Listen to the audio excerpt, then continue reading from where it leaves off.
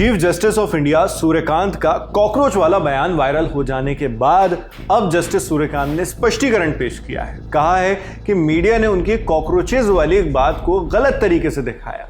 अब जस्टिस सूर्यकांत कह रहे हैं कि उनकी आलोचना बेरोजगार युवाओं की नहीं बल्कि फर्जी डिग्री वालों की थी। उनका पूरा क्लैरिफिकेशन आपको डिटेल में बताएंगे, पर पहले आपको उसका कॉन्टेक्स्ट एक बार फिर से याद दिला देते हैं। अलग अलग मीडिया ऑर्गेनाइजेशंस की कई रिपोर्ट्स में यह बताया गया था कि chief justice of India Suryakant ने देश के बेरोजगार युवाओं की तुलना कॉकरोचेज और पैरासाइट्स से की थी, यानी ऐसे जीव जो दूसरों पर निर्भर होकर नुकसान पहुंचाने वाले हैं। ये रिमार्क उन्होंने कथित तौर पर 15 मई को एक मामले की सुनवाई के दौरान दिया। इंडियन एक्सप्रेस में पब्लिश हुई पत्रकार अनंत कृष्णन जी की रिपोर्ट के मुताबिक सीजेआई सूर्यकांत सुनवाई के दौरान साफ तौर पर नाराज दिखाई दे रहे थे। सीजेआई ने कुछ लीगल फील्ड में मौजूद बेरोजगार युवाओं की तुलना कॉकरोचेस से की और कहा कि इन्हीं में से कुछ लोग मीडिया, सोशल मीडिया और आरटीआई एक्टिविस्ट बन जाते हैं और फिर सिस्टम पर हमला करना शुरू कर देते हैं। जिस वकील ने याचिका दायर की थी वो खुद अदालत में पेश हुए थे। वो सीनियर एडवोकेट डेजिग्नेशन की मांग से जुड़े मामले में दिल्ली हाईकोर्ट को निर्देश देने की मांग कर रहे थे। इसी को लेकर सीजेआई नाराज दिखे। जस्टिस सूर्यकांत ने वकील से कहा, समाज में पहले से ही ऐसे परजीवी, ऐसे पैरासाइट मौजूद हैं जो सिस्टम पर हमला करते हैं और आप भी उनके साथ हाथ मिलाना चाहते हैं। कुछ यंगस्टर्स तो कॉकरोच जैसे हैं, उन्हें प्रोफेशन में रोजगार नहीं मिलता, उनके लिए जगह ही नहीं होती। उनमें से कुछ मीडिया बन जाते हैं, कुछ सोशल मीडिया बन जाते हैं और कुछ आरटीआई एक्टिविस्ट बन जाते हैं, कुछ बाकी किसी और तरह के एक्टिविस्ट बन जाते हैं और फिर वो हर किसी पर हमला करना शुरू कर देते हैं और आप लोग कंटेम्प्ट पिटीशंस दायर करते रहते हैं। आगे जस्टिस सूर्यकांत ने दिल्ली में मिल रही लॉ की डिग्रीज को लेकर चिंता जताई। उन्होंने कहा कि फर्जी डिग्रियों की संख्या बहुत बड़ी हो सकती है।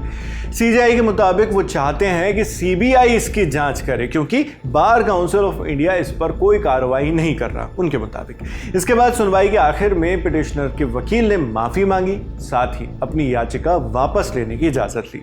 अदालत की इजाजत के साथ ये केस वापस ले लिया गया। केस तो खत्म हो गया, लेकिन बवाल यहीं से शुरू होता है। लाजमी है कि सीजेआई के कोर्ट रूम में कई पत्रकार भी मौजूद रहते हैं जिन्होंने ये पूरा वाकया खुद देखा सुना।